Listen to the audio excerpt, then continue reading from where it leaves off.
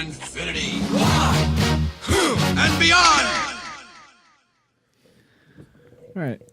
Time for John to fawn over Civil War for like 20 minutes. So Captain America Civil War came out May 6, 2016. It might as well have been called, Captain America v. Iron Man, Dawn of Sokovia Accords. But, Dawn of Sokovia? Sokovia Accords, the thing that... Yeah. But fun fact, the chairman of Marvel actually said that if they didn't make Batman v Superman, they probably wouldn't have made. As if anybody else didn't know that. But he pretty much said that when they announced that, they're like, oh, well, people will go see that. If DC's doing it, we might as well do it. So, really? That wasn't in their master plan? No. So even the haters of Batman v Superman have to at least give them credit because we wouldn't have Civil War otherwise. Which is a vastly superior film. I don't know. I mean, not visually, but... I don't know. So, John, how do you feel about Civil War? Civil War is the best Avengers movie that's not an Avengers movie. Right, 'cause it's weird, too, because they mentioned the fact that they're Avengers, and you see the Avengers logo a couple times, but it's not an Avengers movie. Yeah. It's really weird. Well, it literally has all of the Avengers in it. Well, except Hulk Thor. and Thor, which is probably why it's not an Avengers movie. I guess so. Because it would be awkward. I don't know. I liked it. It set a lot of groundwork for other films, such as the Black Panther movie. It's basically a direct prequel. As far as the plot goes, it's one of the most concise plots in the entire franchise. Probably one of the best acted, too. Yeah, well, especially because of how high the tensions were between all the characters, and like it was a slightly darker story. Yeah. I felt like every actor kind of had to put a little bit more into it. Right, and the writers probably, too. Yeah, most likely. But I mean, it's probably my favorite film in the franchise, in my opinion. I've actually recently watched it again because I remember really enjoying it, and I didn't really have anything bad to say about it. Yeah, me neither. I mean, there's like minor gripes, but there's no deal breakers or anything. Yeah, and I mean, it introduced. I'm gonna totally butcher his name because I can't remember it right now. The Black Panther is Prince T'Challa. But it introduced him, and like I have no prior knowledge or have I ever read a comic about the Black Panther, so like they really did a good job introducing him and making him a really likable, interesting character. Right. So if I hadn't seen Civil War, I probably wouldn't have felt compelled to go watch Black Panther. Right, which is probably why they did that. Yeah, I mean, he was a really solid character in the movie. Right. He had a good, strong moral compass, and I like that he was like the balance, but as like a chaotic neutral between Iron Man and Captain America. So, but they did a great job setting his stage, and Black Panther later delivered on it. Right. The only thing it's more of a gripe with Black Panther than this, but he's a little too silly in Black Panther. At times. Yeah. Well, his father just died. Which he had to be because he was the main character and he couldn't just be broody the whole time. Yeah, but also like, he did make a couple of little like, jokes at his initial introduction, but everything that happened after his initial introduction is my father just died. So if he had been cracking jokes the whole time, it would have been kind of weird. Right, but realistically in Black Panther, his father still just died. Yeah, but not just, like a day ago. Just died. No, it's it only was like at least a week or so. It's like a couple days after or something. That whole timeline's a little confusing, actually. Yeah, but you gotta go through that one of these days. Yeah. But Black Panther is probably my favorite part of that movie, like singularly, at least favorite new part that it brought. And he's really well written. Right. I like that he's the driving force behind everything because the villain is, for all intents and purposes, kind of a non-entity. Right. So having him being chased by somebody as interesting as T'Challa, like it really kind of drives his character home a little bit better. Especially since Zemo pretty much exists solely to just make. He's a catalyst. Essentially. Yeah, he just makes the different sequences happen. Yeah, but he doesn't really. I don't know. He's like weak, but he's the fuse to the bomb that is Iron Man and Captain America. Right. He's like a well-acted character and everything, but he doesn't. I don't know. Yeah, but he's not going to go down to history as like my favorite Avengers villain. Especially since in the comics he's like a major thing too. Is he really? Yeah, Baron Zemo. Oh, I never really knew that. He looks like old Cobra Commander. He's got like, you've seen him probably. He's got like the crown. He's got like the the veil. Oh yeah, thing. I've seen him. Yeah, but he's nothing like that in the movie. Well, that's maybe he just- will be. But I like that eventually, they but- made him more humanized because I mean he even said it that like he's essentially like a very skilled assassin and like he makes empires fall and stuff, but like he was at his weakest in this movie because his family had been killed. Right. So it was really kind of interesting how like the entire Avengers were brought to their knees essentially by a normal person that Right. had been pushed too far, you know? Yeah, because I think in the comics he's definitely got superpowers. I think he's got like the Moonstones or something. Yeah. If anything, But, the best villain is the lady that served Tony Stark Oh yeah. at the beginning of the movie. Kate So, Mara, I think. Yeah, that's funny. So this movie made $1.1 billion on a budget of 250. Another ridiculously budgeted. I mean, it's not really a solo That's pretty- movie. It's a solo titled movie, but it Yeah. is still. I mean, that's incredibly low considering all the production value, though. 250. That's what Age of Ultron cost almost. I know, but I don't know. I feel like there was a lot going into This is also when they started shooting stuff in Georgia. Cuts Mhm. cost a lot because they shot this in Atlanta, so I'm sure that helped their case a lot. Knowing that now, I kind of want to go back and watch the highway scenes because I'd probably recognize it. Well, a lot of it was filmed like with green screens. So. Yeah, well, yeah. So they green screened the shit out of Atlanta. Even like the opening in, which takes place in Somalia or whatever. Like Mhm. that's also Atlanta. They just Yeah. dressed it up. But it's interesting. With Skull and Crossbones. Yeah, well, Crossbones. Crossbones, Total waste, right? He was in Civil War or was in Winter Winter Soldier on the boat, right? No, he was Frank Grillo in Winter Soldier. Yeah, but The guy who beats him up on the elevator, like the kind of crazy who that's Falcon gets in right. the fist fight with there. Okay. Yeah, he gets crushed Oh, by so a he's building like he's Robert Redford's guy. yeah. I don't know why I thought he was the dude on the boat at the beginning when they No, raided that's a it. separate guy who I think is important in the comics too, but I don't know. Boomerang or whatever. No, it wasn't Boomerang. Captain Boomerang. Captain Boomerang. Different movie. Yeah. But which also came out in Bangarang. 2016. But anything in particular you liked you want to list or anything you didn't like? Yeah, I Any think I gripes? already kind of listed what I liked about it. Like Yeah. it set a great intro for the Black Panther, which he later on got his own film. And I think if it hadn't been for that introduction, people may not have been as compelled to go watch it just because they didn't. I mean, unless they had prior understanding of him. Right. I But do it- love when they talk about like the Hulk, if like they have a chance of getting the Hulk on their team, because like one, the Hulk wouldn't be on their team. Second of Right. all, the Hulk would end the fight in like 12 seconds. Yeah, that's almost like why he had to be gone was for Right. that whole thing. Because if he I mean, in the comics, there's the Civil War was like 2 years, like it took 2 years of comics, and Mm. everybody was involved, even like X-Men and stuff, which would be a ludicrous movie. But I like the way they economized it. I think really worked for the. Yeah, the and I like cinematic that it universe. wasn't like an all-out war. Like they were still more or less Yeah. playing with kids' gloves. Yeah, on, they weren't you know? literally trying to kill each other. Yeah, They it were was trying a to, much like- more believable. Maybe Civil War was kind of a ridiculous title for it, but Right. considering how much time they spent on crafting the interpersonal relationships of the Avengers, to have them suddenly just be like "fuck you" and want to kill each other wouldn't be believable anyway. Right. Like it's more for them to be trying to like immobilize or Yeah. incapacitate them as one. Yeah, it was thing, more of a but philosophical battle. till the end when they're literally trying to kill each other. But Yeah. Well, you say literally, but even still, when he has a killing blow, he doesn't kill him. So right. Well, I mean, he's trying to kill Winter Soldier, not so much Yeah. the other two. But tell you what, I was watching that movie and I really there were times when I thought somebody was going to die during that Oh, scene. yeah, for It was sure. very intense. yeah, no, the whole last fight scene, especially the slow boil leading up to it, where they reveal that the Winter Soldier killed his parents. Spoiler alert, yeah. Oh yeah, spoiler No, alert. get it. But here on the Better podcast, we assume that you've already seen all the movies we're talking about. Right. And if not, Yeah. you should.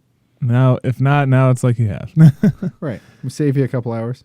But no, I thought it was really good. The only real gripe I guess I would have is like some of the repetition of just like, chase scene after chase scene and all that stuff. But like other than that, Yeah. It's great chasing though. yeah. Any scene that involves people on foot being faster than cars is pretty good. Yeah. I mean, they could it had that great thing where the Winter Soldier like Grabs grabs the the guy's motorcycle. motorcycle and drifts with it and then gets back on and Yeah, starts he going. does a U-turn in midair and then gets on it. It's crazy.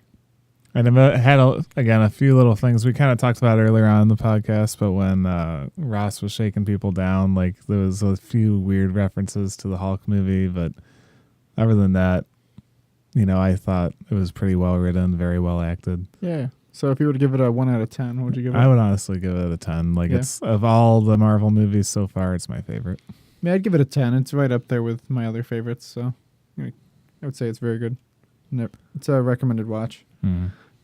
Next up, a movie I liked a lot more than I was expecting to. Doctor Strange came out November 4th, 2016, so later the same year. How do you feel about that? So you and I actually had a similar experience with our first viewing. Right. We were late getting to the theater to watch it because it was kind of a last minute decision, and we missed the first 17 minutes of the movie. Yeah, we came in as like the Marvel logo was hitting, and there's a prologue. Yeah, which totally, I think, ruins the suspense. Yeah, of the movie. I got so far as like I kind of totally missed like Strange and his girlfriend's like relationship and all that stuff. It was like pretty much by the time I got there, he was already in his car and they'd established that he was kind of a dick. Right, I got there a little earlier than that. Pretty much right when he was getting introduced, which is like perfect time to show up. But I was idling in the lobby for some reason, but yeah, my loading time was bad. Right. Bad map, bad server, whatever. So with that being said, I totally missed the opening intro where. Have you seen it subsequently? Yeah, I've seen it subsequently, and I kind of still stand by what I'm about to say. That at the opening title crawl, they show where they steal the book page that shows how they get everything. Decapitate the librarian. They decapitate the librarian. They go on a whole merry chase through the city where they're warping everything. And like maybe they were really trying to like... And she kills like 3 of his dudes. Maybe they were really trying to lock people in with like, what to expect. But as somebody going into the movie the way I did, where I didn't see any of the reality warping or anything until about the 48th minute or something like that. Until they actually start doing it. Then that had a lot of impact when it happened because it was like up until then kind of a slow boil movie, and like it was all about him like trying to overcome the struggle, and finally at his wit's end he finds the old one or the ancient one or whatever, and she totally flips his world upside down. The Sorcerer Supreme, thank you very much. Yeah, Sorcerer Supreme. And to me, like that had a lot of impact. But had I seen it initially with the opening where they already kind of blow their wad, yeah, because they really show you almost everything besides pretty much everything there is to see, except for like the time, the rewinding time thing. Yeah, but that was introduced later on in the movie anyway. No, I know, but like except for that, they show you everything the movie has to offer you. In pretty much everything. Scene. Then the final fight where between the Sorcerer Supreme and Mads Mikkelsen's character, who Vico or whatever the hell his name is. No, it's You caught me off guard. It's like Zuko or something. I can't remember. Oh crap! Go on, I'll remember it. Well, anyway, but like the fight that results in her being gravely injured and then inevitably dying. Spoiler alert! Is like everything that they do in that fight was already done in the opening scene, and they even reference the opening scene midway through the movie when. Is it Hycelius? I was going to search it, but I think it's Hycelius. Maybe. I'll look it up. My name is Hycelius. I don't know. But when they meet the new librarian, he says exactly what happened to the librarian. Everything you need to know about the opening scene you hear about later, almost in excruciating detail anyway. Yeah, so you don't really need to see it. So my biggest complaint is that I don't know if that was done posthumous to the filming. They added that scene to because they thought that it was too slow. Caecilius. Or if that was how it was originally directed, but honestly, I don't think it was necessary. And my initial viewing, having missed it, I really enjoyed the film, but since it just feels kind of silly seeing it. Yeah. Other than that, the movie's really good. Ever since the second time watching it, when I saw the intro, I just skip it from now on. Yeah. It makes it better. Pretty much same here. But I mean, they did a great job of the effects, obviously. Right. Oscar nominated, I think. Everybody who is in it plays their roles really well. It is a little weird sometimes how they build the relationships between characters, and it has a little bit of a Harry Potter vibe at points, especially when they're in the New York Dowry Street, I think. It's Baker Street. Or Baker Street. Is it the Baker Street or Bowery? I forgot. Baker, I think. But especially when they're in there and they're looking at all the props and stuff. But like they did a great job of the setting. Right. Soundtrack's good too. It brought back one of my favorite actors, Benjamin Bratt, to be in it. You know, For like 6 minutes. for like 6 minutes. Well, and the end. Right. But yeah, I don't know. It's good. It's up there. I mean, the movies are getting progressively better with quality. I was gonna say, as far as like a late term solo movie for like Yeah. a series that's been going so long, it's surprisingly strong. Yeah, and you want to talk about like Black Panther being a character I have no previous knowledge of. Right. Doctor Strange is like, when I heard they were making a movie about him, I was like, who? Yeah, there's like I have some knowledge mainly from like the Spider-Man animated series he was in for a little bit and stuff like that, but I don't have a hell of a lot. You say Doctor Strange. People They say, say, huh? what? You say Killer Shark. You got a real panic on your hands. Right. Um, Yeah, so it's pretty much Inception with magic, right? Like yeah, it does have a lot of Inception-y stuff in it. a lot of cosmic stuff, which probably will come back in Infinity War. Also, in Infinity Stone, the Time Stone. Or I whatever. find it really funny with these movies, though, because every one of them, they have these villains that have been trying to destroy the world forever, and it's and they're like, just now gonna getting succeed to it. Yeah. It's so, and it's like, how many people want to fucking destroy the Earth? Like, Right. you would think Well, that if it weren't for destiny, that like the world would have been destroyed long ago because some asshole. The video game? No, I mean like, I know. because it seems like there's always a new hero right at the nick of time. Well, I mean, that how can many save the plans day. did Megatron have in Transformers? Right. He's Well, got a new plan is like developing from like 100 years ago. I want to in make every movie. I want them to make a movie where it's just some all wise, like all seeing guy who lives up in a tower that's like, oh, I knew that there was never anything to be worried about because every time somebody wants to really destroy the Earth, somebody comes along and their snark is able to break the rules to Right. like beat them and blah blah blah. Oh, MVP of this movie for me is I'm gonna butcher his name probably, but Chiwetel Ejiofor there from Serenity. and Oh, stuff. the guy from Serenity that plays his the performance magician. is probably the best in the movie and probably better than the movie might deserve. Yeah, but he's because he's really like a really into good it. actor No, he in really general. is though. But like even in Serenity, like that was the Yeah. first movie I ever saw him in. And I was like, this guy's the best part of the whole movie. he's since been nominated for an Oscar. I don't know if Yeah. he won He was for no, I 12, was 12 gonna- Years a Slave. Yeah, I was gonna say he was in Equilibrium, but that was Tay Diggs. Not even close. Not even close. No. But This movie is surprisingly a lot less expensive than you would think. It What was was like 170? 165. I was gonna say 170. Well, you did, and it was close. But That's you went pretty over. close. Sorry.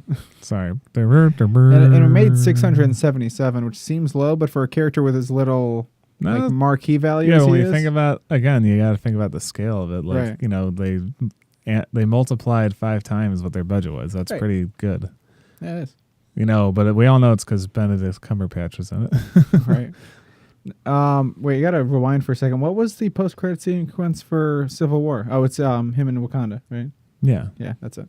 Because we talked about that previously. That's why I didn't cover it. But then this one is just it's Mordo, Chiwetel there, like crippling that guy. Yeah. Benjamin Bratt. Yeah, crippling Benjamin Bratt. It's like, thanks, Disney. The post-credit sequence we wait 10 minutes for is somebody killing a cripple. yeah. You know what the problem with this world is? Too many sorcerers. I'm like, too many sequels. And then, yeah. In the next movie, he's going to take out the other 2 sorcerers, and he's like, okay, now there's just enough sorcerers. Right. Then there's there's the other scene with Thor, obviously, Yeah. which that was one of my favorite parts of that movie. As insignificant as it kind of was. Oh, yeah. I just liked having him around. In Thor Ragnarok, Yeah. where he hunts down Loki. Yeah, I just kind of liked having him in there. It was a nice bridging of the gap, Right. I thought. Without going too far. I guess that'd be my only real gripe with Doctor Strange is Mordo's character seemed like he flipped on everything he'd been taught a little too easily. Like it's almost like they wanted to have like an evil villain. Right. But they did kind of load the deck for reasons for him to flip. Yeah, I know. But considering like that Benedict, even the guy who like caught her in her bullshit lie, was okay with it, you know, because he saw the bigger picture. But he also didn't know her as long, so it didn't feel. I guess so. They That also- just felt a little forced to me. But Right. They also mentioned that his past was kind of sordid, so he probably had trust issues to begin with anyway. But, yeah, well, not only that, but like, why would I understand why they did it for thematic reasons? But like, Right. if I was Mordo and I decided to go like ape shit on all the sorcerers, why would my first stop be the guy that all he wanted was to walk again? Like, it's not like he's using his powers for anything really substantial. Easy pickings for magic because he stole his chakra or whatever.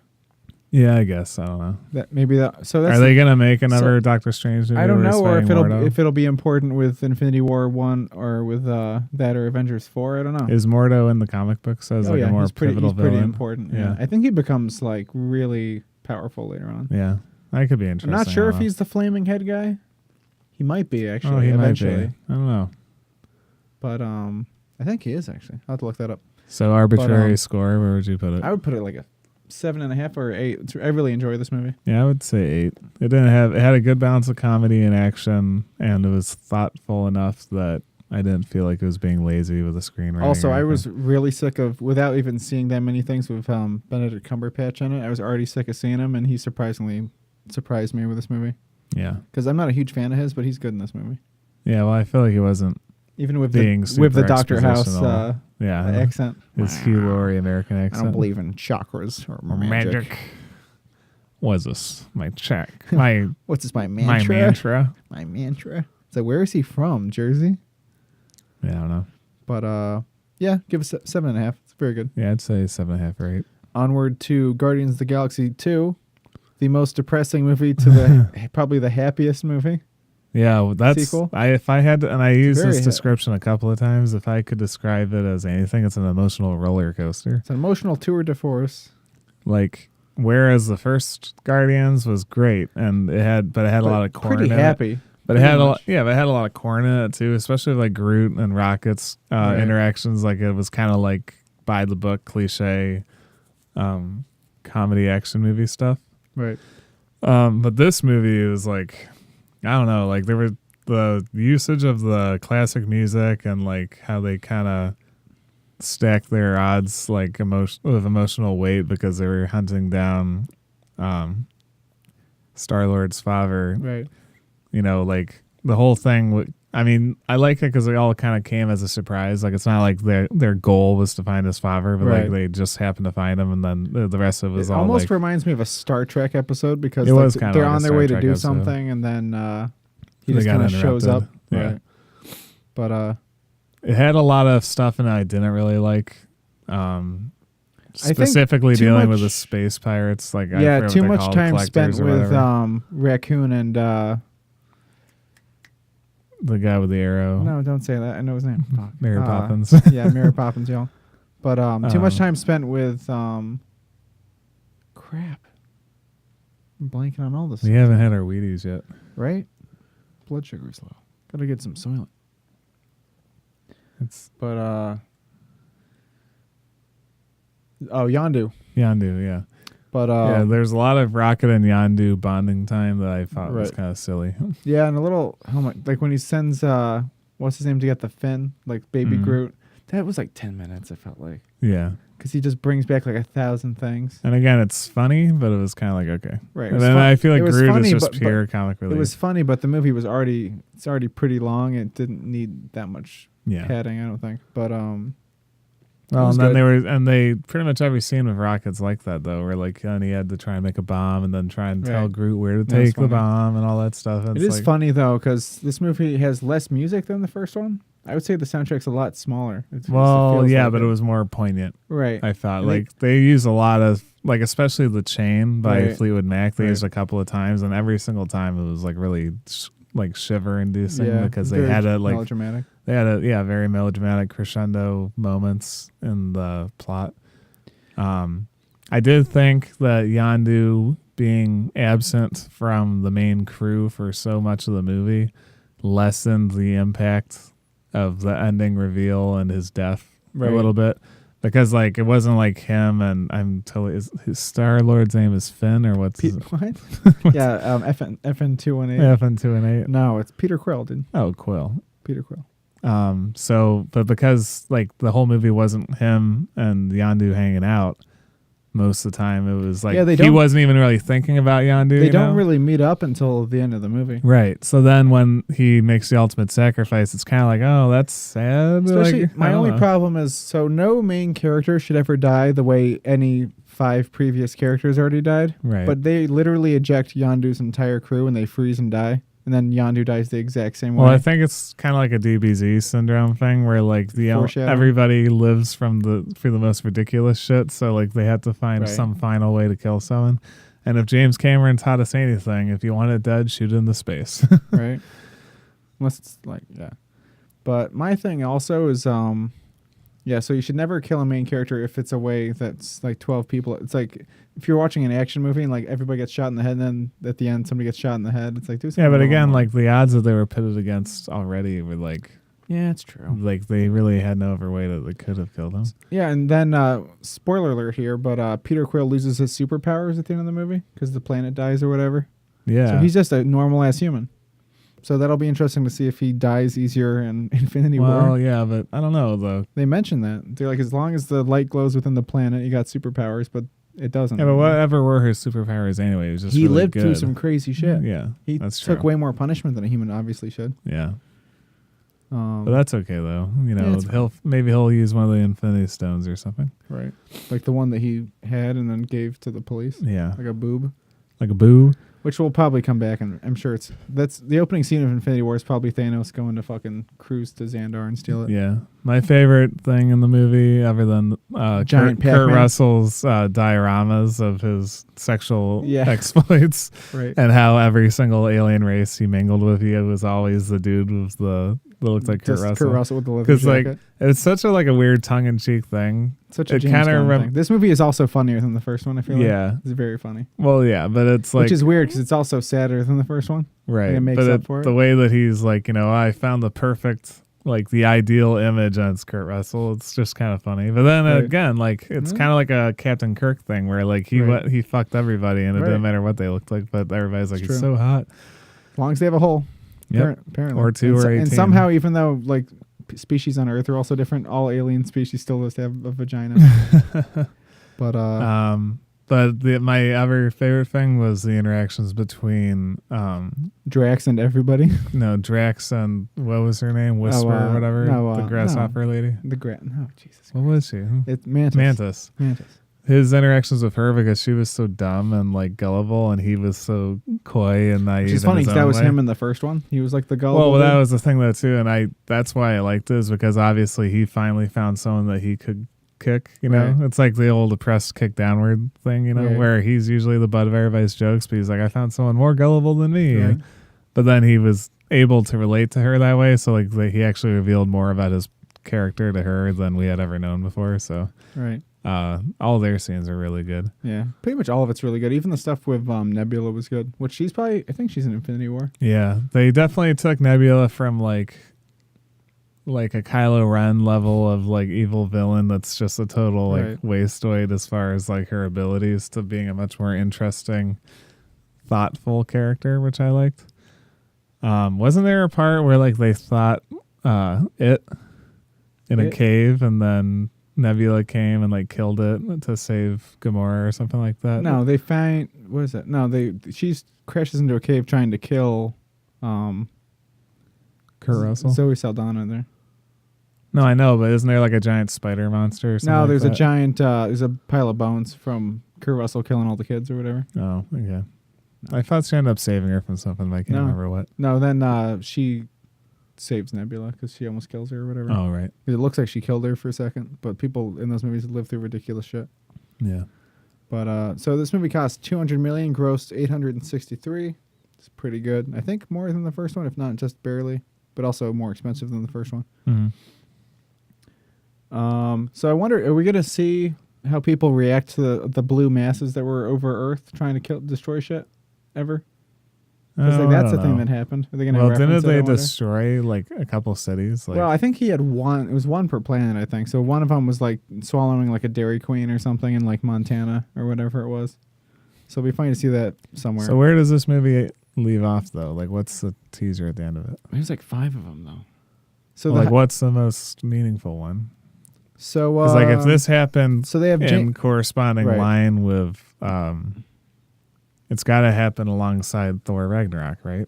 right, or maybe a little before or after. So maybe while Thor was on another planet, that's when all the cities were getting like beaten up by the evil planet guy. Yeah, maybe.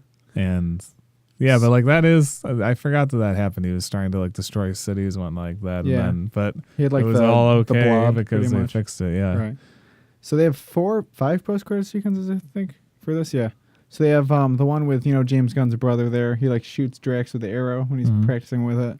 They have Sylvester Stallone, who's randomly in this movie. Yeah. There's a lot of random cameos in this movie. You can't even count them. Him with his team of aliens or whatever. I don't know if they're ever going to come back or. Well, somebody said that they were thinking that they were going to make a show about them. That'd be a pretty expensive show to afford what's her name from Crouching Tiger, Hidden Dragon. And then, well, I thought that whole Stallone thing and was stuff. Supposed to be like a joke because it was practically the Expendables, but that was his old crew. I want to say that was they were either their team was called like the Ravagers or they were like, or maybe they were like the original Guardians of the Galaxy in the comics. I can't remember. Yeah, something like that. But so they were in it. I think Miley Cyrus plays the robot, the talking robot head or something. Oh. Yeah, fun fact. But then there's another post-credit sequence with the High Priestess, which we didn't actually mention because she's completely superfluous to the plot. The gold chick there. And she's making Adam or whatever. Yeah, Adam Warlock. It's like a really important thing. Which it doesn't make a whole lot of sense because he was an alien, I think. Yeah, but isn't he like a hero technically? No, not really. He's like an anti-hero.